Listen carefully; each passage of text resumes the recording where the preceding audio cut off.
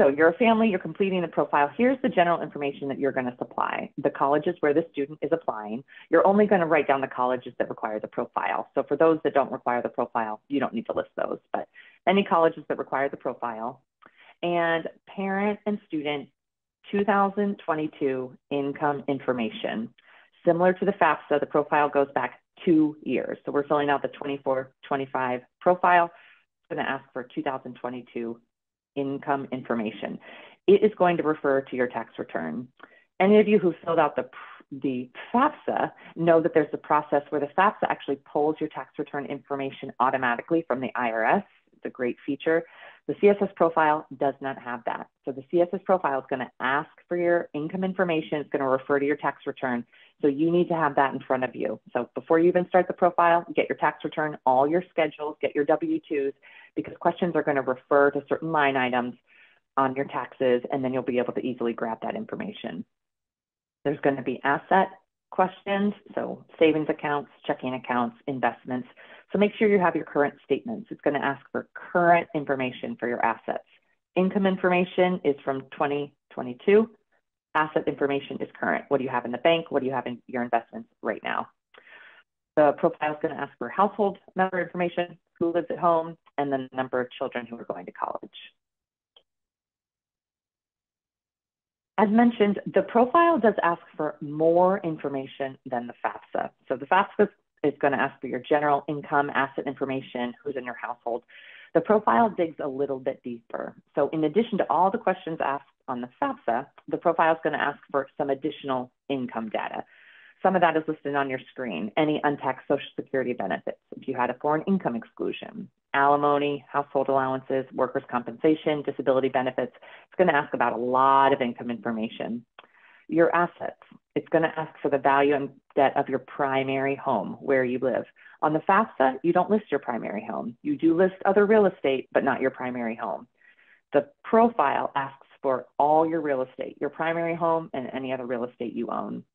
It's going to ask about any assets held in the names of other children.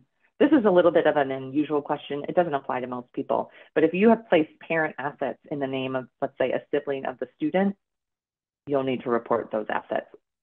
You don't have to report the assets of siblings of the student, only if you've put your own assets, the parent assets, into the names of any of your children.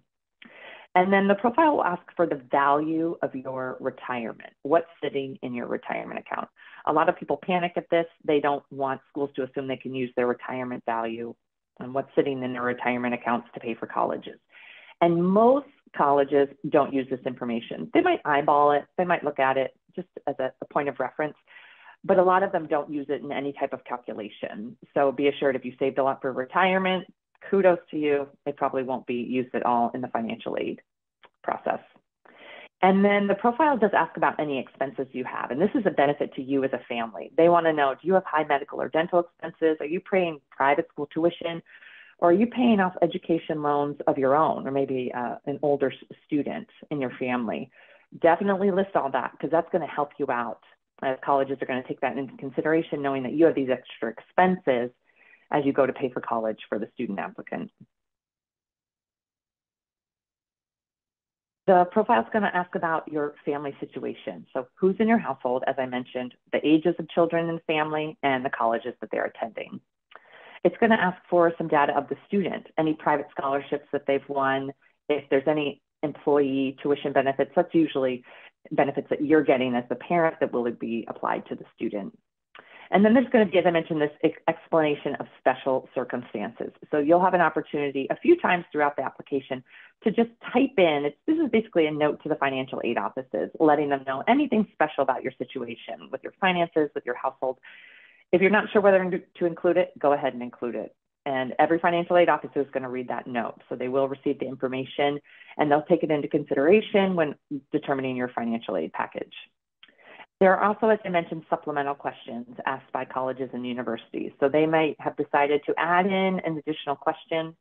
Sometimes these aren't required, but go ahead and answer them if you do have the answers. And you'll see which college actually asked each question. So you can see who's requiring which additional information from you.